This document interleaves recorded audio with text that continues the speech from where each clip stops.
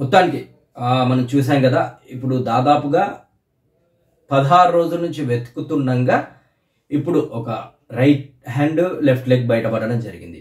So ఈ రెండు చూసి చేతికి ఒక కడియం ఉండడం చూశారు వాళ్ళు.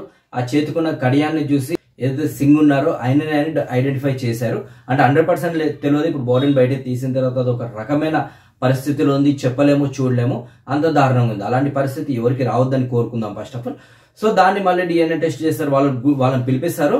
వాళ్ళ ఫ్యామిలీకి సంబంధించిన వాళ్ళు గుర్తుపడితే ఓకే బాడీని ఇచ్చేస్తారు. మాకు డౌట్ఫుల్ గా ఉంది అన్నప్పుడు DNA టెస్ట్ చేసి బయటపెట్టి బాడీని ఇచ్చేస్తారు. సో మొత్తానికి 2 చోట్ల ఐడెంటిఫై చేశారు. ఇంకొక పర్సన్ కూడా తీసే సిచ్యువేషన్లో ఉన్నారు. ఇద్దరిని తీసిన తర్వాత 6 ఉంటారు. సో ఎంత బాధాకరం అంటే దాదాపుగా కొన్ని సంవత్సరాల కొద్దీ ఆగిపోయిన పనిని ఒక 4-5 రోజుల నుంచి స్టార్ట్ చేశారు. అనుకోకుండా, అకస్మాత్తుగా అనుకోకుండా దీన్ని ఎవడేం చేయలేడు, ఏ ప్రభుత్వం ఏం చేయలేదు, అనుకోకుండా కూలడం జరిగింది. అని మన దురదృష్టకరం ఏంటంటే అక్కడ టైగర్ జోన్ ఉంటుంది కాబట్టి బయట మనం తవ్వకాలు చేయలేము, సర్వేలు చేయలేము. ఇలాంటి పరిస్థితి ఏంది అని చూడలేము. కాకపోతే నాకున్న అవగాహనతో నేనేం చెప్తున్నానంటే వీళ్ళు ఏదైతే టనల్లో ఒక 44 కిలోమీటర్స్ ఉందో ఆ టనల్ వ్యాప్తంగా పైనుంచి కూడా సర్వే చేస్తుంటే బాగుండదు. అంటే ఎక్కడ గుంత ఉంది, ఎక్కడ వాటర్ ఉంది, ఎక్కడ నుంచి లీకేజ్ ఉంది, అక్కడ ఏమైనా చెరువులు లాంటివి ఉన్నాయా, కుంటలు లాంటివి ఉన్నాయా, అంతా సర్వే చేసి ముందే ఒక ప్లాన్ చేసుకుంటే బాగుండదు. ఇప్పుడు ఏమవుతుంది, పైన ఒక కుంట ఉందో చెరువు ఉందో అది ఎక్కడి నుంచి వాటర్ వస్తుందో తెలియదు. సో వీళ్ళు ఏం చేశారు, ఆ డ్రిల్ చేస్తూ పైన కవరింగ్ చేస్తూ పోతూ ఉన్నారు. సో అక్కడ పైనుంచి వచ్చే వాటర్ బేసిక్గా పైనుంచి డైరెక్ట్ కిందికి వెళ్ళిపోవాలి. వీళ్ళు ఏదైతే టనల్కి వాళ్ళు హోల్ చేశారో ఆ పైనుంచి వచ్చే ఊట అనేది మొత్తానికి దీన్ని క్లోజ్ చేయడం జరిగింది. దీన్ని క్లోజ్ చేసినప్పుడు ఏమవుతుంది, ఆ వాటర్ అంతా వచ్చి ఈ ఏదైతే వీళ్ళు కవర్ చేస్తున్నారో ఆ రింగ్స్ వేస్తున్నారో కొన్ని 90 టన్స్ అవి ఉన్నాయి, ఆ ఏదైతే ఫ్రేమ్స్ చేస్తున్నారో ఆ ఫ్రేమ్ మీద వచ్చి అయిపోయింది. అది ఉండి ఉండి ఉండి ఒకటేసారి కొలాప్స్ అయిపోయింది. సో ఇలాంటి సిచ్యువేషన్ ఒక్కసారి కూడా వాళ్ళ పైన చూస్తుంటే ఇంకా బాగుండేది, ఆ ప్రాబ్లం రాకపోయేది. సరే ఎవరికైనా సరే ఇలాంటి దురదృష్టకరం వస్తుందని మనం ఎక్స్పెక్ట్ చేయం, కానీ వచ్చింది, దాన్ని మనం ఏం చేయలేము. సో అది పక్కన పెట్టుకుంటే ఈ బాడీని అయితే ఇప్పుడు గాంధీకి పంపిస్తారు బేసిక్గా. సో వాళ్ళకి ఎంత బాధాకరం అంటే చనిపోయి దాదాపుగా మనం ఒక పర్సన్ చనిపోతే 3 days ఉంటాయి, తర్వాత 8 days 9 days కొన్ని కార్యక్రమాలు ఉంటాయి. వీళ్ళు బాడీని దహనం చేయలేదు, బాడీని చూడలేదు, ఎప్పుడు చనిపోయారో తెలియదు, అసలు వీళ్ళకి ఎలాంటి ప్రోగ్రామ్ ఉంటుందో, ఎలాంటి కార్యక్రమాలు చేయాలో కూడా ఏమీ తెలియదు. అంటే ఎంత దారుణమైన సిచ్యువేషన్ అంటే సరే ఇందులో గవర్నమెంట్ని కూడా తప్పు పట్టడానికి లేదు. గవర్నమెంట్ దానికి వీలైన సరే సీఎం స్పందించలేదా, లేదంటే అవుట్ ఆఫ్ స్టేషన్లో ఉండి వాళ్ళకు గైడ్ లైన్స్ ఇచ్చిందా అనేది తెలియదు.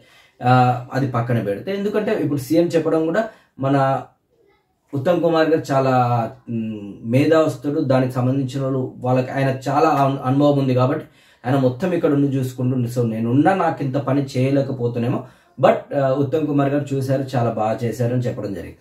సో ఈ వాస్తవానికి ఎవరైనా సరే గాలి మోటార్లో తిరిగి చేపల కూరలు తిని ఎంత ఖర్చు పెట్టినా సరే అక్కడ 24 hours 7/24 అన్నట్టు 24/7 అన్నట్టు అక్కడనే ఉన్నారు. మినిస్టర్లు అయితే లోకల్ ఎమ్మెల్యేలు వాళ్ళందరూ కూడా దగ్గరుండి ఆ ప్రోగ్రామ్ అంతా చూసుకున్నారు. అంటే ప్రోగ్రామ్ అనొద్దేమో, అక్కడ జరిగే కార్యక్రమాన్ని మొత్తం కూడా ఆ ప్రాబ్లం ఏంటి, ఏం ఇష్యూ, ఏదైతే ఆ బెల్ట్ కూడా క్లియర్ చేయడం జరిగింది. ఆ బెల్ట్ క్లియర్ చేయడం వల్ల కూడా కొద్దిగా ప్రాబ్లం తొందరగా సాల్వ్ అయింది అనుకున్నా. కాకపోతే ఇవన్నిటికి ముందు ఫస్ట్ అది చేసింటే ఇంకా తొందరగా అయ్యేది, వాళ్ళు బతికే ఛాన్స్ ఉండేదేమో. బట్ అది లేట్ అయింది, మళ్ళీ కన్వేయర్ బెల్ట్ అది తెగింది అన్నారు, అది తెలియదు.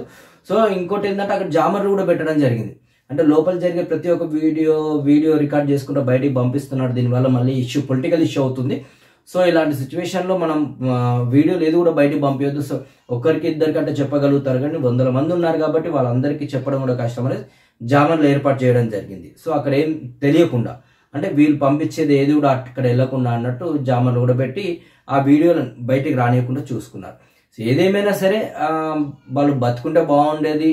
వాళ్ళు మన రాష్ట్రం కోసం, మన కర్మ ఏంటంటే వాళ్ళు ఉన్న 8 మంది కూడా ఎవరు మన రాష్ట్రానికి సంబంధించిన వాళ్ళు కాదు. సో అలాంటప్పుడు మన రాష్ట్రానికి, మన ప్రజల కోసం ఎక్కడి నుంచో ఇతర రాష్ట్రాల నుంచి వచ్చి కష్టపడ్డారు. సో దురదృష్టకరం, వాళ్ళు అలా చనిపోవడం కూడా చాలా బాధాకరం. మొత్తానికి ఇంకా మిగతా ఆరుగురు ఈ ప్లేసెస్ గుర్తుపట్టడం కావాలి. సో గతంలోనే 8 పాయింట్లు చేశారు. ఆ 8 పాయింట్లలో కూడా స్కాన్ చేయడము, GPS ట్రాక్ చేస్తారు కానీ బట్ అక్కడ కొంతమేర తవ్వేకల్లా టీఎంబీర్ మిషన్కి సంబంధించిన డ్రిల్ మిషన్కి సంబంధించింది, టనల్ బోరింగ్ మిషన్కి సంబంధించిన TBM మిషన్కి సంబంధించిన కొన్ని శకలాలు దొరికినాయి. సో అక్కడ వాళ్ళకి కొన్ని క్వశ్చన్ మార్క్, అంటే ఇక్కడ ఇంత తవ్వాం మళ్ళీ ఇక్కడ ఇలా వచ్చింది అనేసి కూడా భయపడిపోయారు. సో మళ్ళీ డాగ్స్ని పిలవడము, అవి సెర్చ్ చేసి 2 పాయింట్లు D1 D2గా గుర్తించడం, అక్కడ ఒక ప్లేస్లో ఒక బాడీ అయితే దొరికింది 100%, అక్కడ డాగ్ సక్సెస్ అయింది అనుకోవచ్చు. ఆ డాగ్ కూడా చాలా కీలకంగా పనిచేసింది. సో ఇప్పుడు ఇంకొకటి అక్కడ కూడా బాడీ ఉండే ఛాన్స్ ఉంది, వాళ్ళని కూడా తీస్తారు. తర్వాత పరిస్థితి ఏంది, ఇంకా 6 ఆ 6 ఎక్కడ ఉన్నారు వాళ్ళ గురించి కూడా శోధిస్తున్నారు. సో వీళ్ళు గవర్నమెంట్ చెప్పింది కూడా అతి త్వరలో ఎంత తొందర వీళ్ళది అంత తొందరగా ఇది కూడా క్లియర్ చేసిన తర్వాత మళ్ళీ మొత్తం బయట తీసి మళ్ళీ టనల్ స్టార్ట్ చేస్తామని చెప్పారు. సరే ఈ సంవత్సరం వచ్చే సంవత్సరం చాలా టైం పడుతుంది, టైంతో కూడింది. ఫస్ట్ ఆఫ్ ఆల్ పైనుంచి వచ్చే వాటర్ని వాళ్ళు డివైడ్ చేయాలి. ఆ డివైడ్ చేసే ప్రక్రియ పూర్తయినాక మాత్రమే ఈ టనల్ మళ్ళీ స్టార్ట్ చేసే సిచ్యువేషన్ ఉంటుంది. సంవత్సరం కానీ 2 సంవత్సరాలు. పైనుంచి వచ్చే వాటర్ ఎక్కడి నుంచి వస్తున్నాయి, అక్కడ పైన చెరువు ఉందా, ఇప్పుడు ఒక కుంట ఉంది అనుకున్న ఆ కుంట ఖాళీ ఎవరికి నీళ్ళు వస్తుంటాయి. దాదాపుగా ఒక మినిట్కి 8,000 లీటర్ల నీళ్ళు, అంటే 8,000 లీటర్లు. మనం పైన పెట్టుకునే 1,000-2,000 లీటర్లు ట్యాంకులు పెట్టుకుంటాం చిన్న చిన్న ఇంట్లో.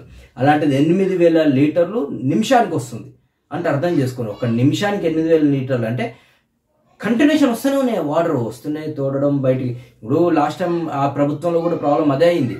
అంటే వాళ్ళు వాటర్ రావడం, వాటర్ అంతా తీసేయడం ఒక టాస్క్, అక్కడ తవ్వడం ఒక టాస్క్, అంత టాస్క్తోనే కూడింది. కాబట్టి అన్ని సంవత్సరాలు 13-14 కిలోమీటర్లు 20 కిలోమీటర్లు తోవడం జరిగింది వాళ్ళు. సో ఏదైనా ఆటంకం జరిగిందే. ఎందుకంటే గతంలో కేసీఆర్ చెప్పాడు, ఇక్కడ నుంచో మిషన్, ఇక్కడ నుంచి ఇలా వెళ్ళిపోతే బాగుండదు, ఇక్కడ నుంచో మిషన్, ఇక్కడ నుంచి 2 మిషన్లు చేసుకుంటూ పోతే అక్కడ మొత్తం అయిపోయిన తర్వాత దాన్ని మళ్ళీ అక్కడనే పూడ్చిపెట్టి పైనుంచి కాంక్రీట్ క్లోజ్ చేశారు, ఆ మిషన్లు అలానే ఉండిపోతాయి. ఇలాంటి దరిద్రమైన సిచ్యువేషన్ ఉంది. దీనికి మరి ఏ రకం ప్లాన్ చేశారని మన కేసీఆర్ గారు కూడా చెప్పారు. అది కాకుండా దానికి పైనుంచి కనీసం ఎయిర్ కోసము, వెలుతురు కోసము డ్రిల్ చేద్దామంటే కూడా డ్రిల్ చేయని పరిస్థితి.